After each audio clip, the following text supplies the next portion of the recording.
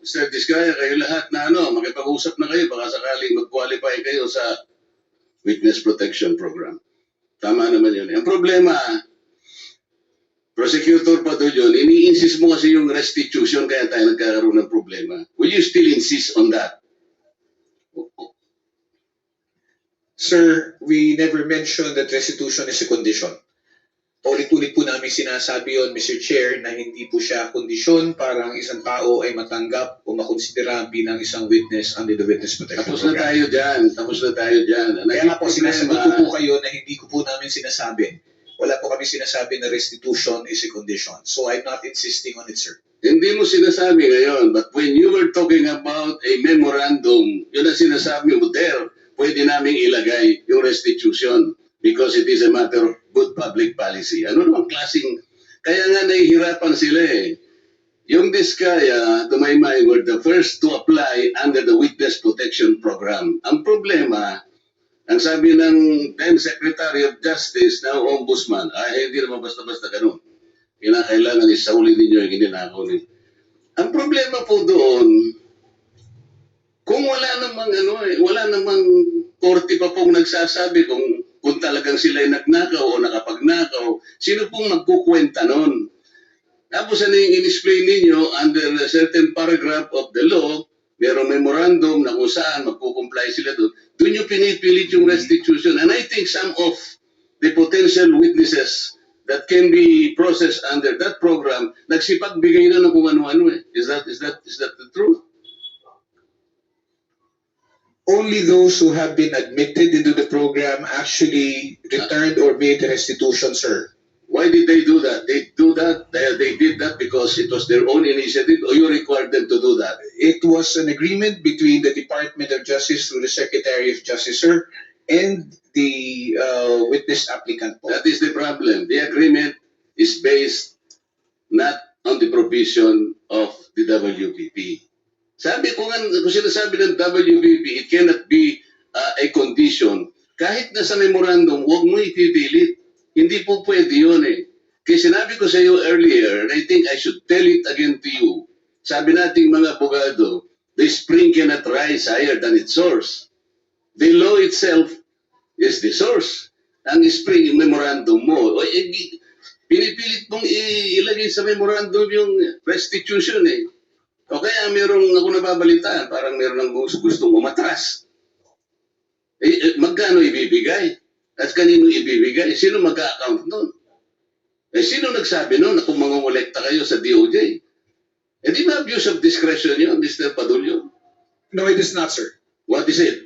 It is not abuse of discretion of What the is parties. If I may be allowed to answer, Yes, sir. what is it? Yes, sir. If the parties both agree to the terms and conditions contained in the memorandum of But you agreement, there cannot is no impose an abuse. agreement. You cannot impose an agreement which is not required by the law, especially if you will put restitution there. How can you do that? Mr. Chairman, sir, yung restitution po, yung memorandum of agreement is a product of an agreement between both the Secretary of Justice, representing the DOJ and the WPP, and the witness applicant. Wala pong abuse doon kung pareho po sila nagkasundo. Paulit-ulit na po namin sinasabi na ito tayo, naghahanap tayo, naghahabol tayo sa mga taong nangurakot, tapos itong mga tao na umamin at handang magsoli, ayaw nating tanggapin yung kanilang sinosoli. Ano ho ang nakikitang mali doon? Para po sa amin, para ho maibsan kahit papano yung sakit at pagdurusa ng ating mga kababayan na nakikita nila na napakalaking pera ang nawala. Ano ho ba yung maibalik natin yung kaunti? And remember, Mr. Chair, if I may... Do not preach to the choir. No, I'm not preaching, Sandali lang. Ang pinag-uusapan natin, these people are supposed to be potential witnesses for the state. Kailangan tulungan natin ang Estado para ma-prosecute kung sino-sino ang dapat managot. Kaya nga natin sila ilalagay. Mahirap ang gagawin nila. Malalagay sa alangin ang buhay nila. Kaya nga yung witness protection is for them. Sa title lang makikita mo, witness protection in interest para sa kanila yon. So yung memorandum of agreement, ay yun ay dahilan lamang para masiguro mo na sila'y makikipag-cooperate. Kasi kahit na sila'y na-approve under the Witness Protection Program, but they will not cooperate based on the memorandum, pwede mo siyang i-discharge eh. Alam mo, the court can still do that.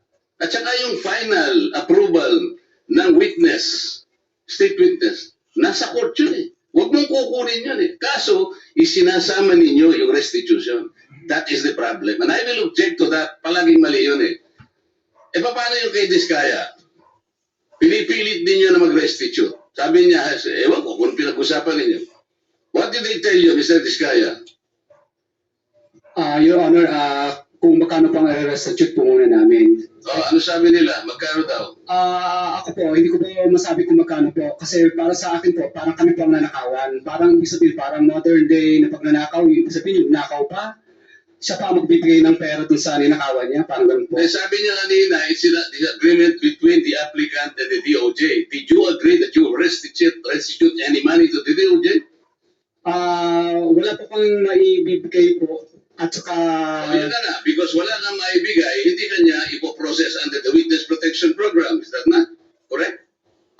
Hindi ko po alam, Your Honor, kung... Oy, Mr. Chair, paano to? Ito si Mr. Diskaya, he was the first kakaing asawa niya who applied under the WPP. The problem is, ang sabi ng dating DOJ Secretary, ba hindi, kinakailangan isoli muna yung mga pinagnanakaw. Hindi po pwedeng ganun-ganun lang.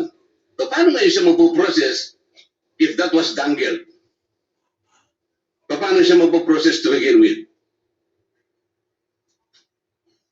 May I be allowed to respond now, Mr. Chair? PJ. Thank you, sir. Sir, Mr. Chair, una, sabihin ko lamang po na kasinungalingan po yung sinasabi ni Mr. Diskaya na agad-agad silang sinabihan na magsoli ka. Ang pinag-uusapan po dito, bago man lang makapagsabi ng ganon, kailangan munang makita kung ano ang gusto at kayang sabihin at patunayan ni Mr. Diskaya at ni Mrs. Diskaya doon sa kanilang salaysay. Pero hindi po sila nakikipag-ugnayan sa department, kaya hindi po sila mabigyan ng kaukulang proteksyon at hindi po ma-process yung kanilang application. So yung sinasabi po ni Mr. Diskaya, from the hearing of November 14 in the Senate Blue Ribbon Committee, there was never a chance or an opportunity that Mr. Diskaya and or counsel even approach the department despite the proddings of the chairman. Mr. Ano ba yung title mo? Mr. Prosecutor, Mr. PG na lang. Mr. PG, nung ako yung chairman pa dito, sila yung unang nag-apply. So, dahil kailangan nila ng protection, it was incumbent upon the chairman na sumulat sa Senate President to endorse yung kanilang application. That was the provision of law kasi. But even before they can do that, actually kasi nung sinasabi ko yun, nung hearing, di ko naman alam mapapalitan na pala kami. Alam mo na yun, di ba? Yung araw din na yun, nag-press con na si Secretary of Justice. Narinig ko eh. Sabi niya, hindi po pwedeng ganun. I cannot apply. Hindi pwedeng basta-basta ganun na lang. And then the new Senate President based his judgment of not entertaining that application on the articulation of the Department of Justice. So, ang tinatanong ko nga sa inyo, hindi siya sinungaling.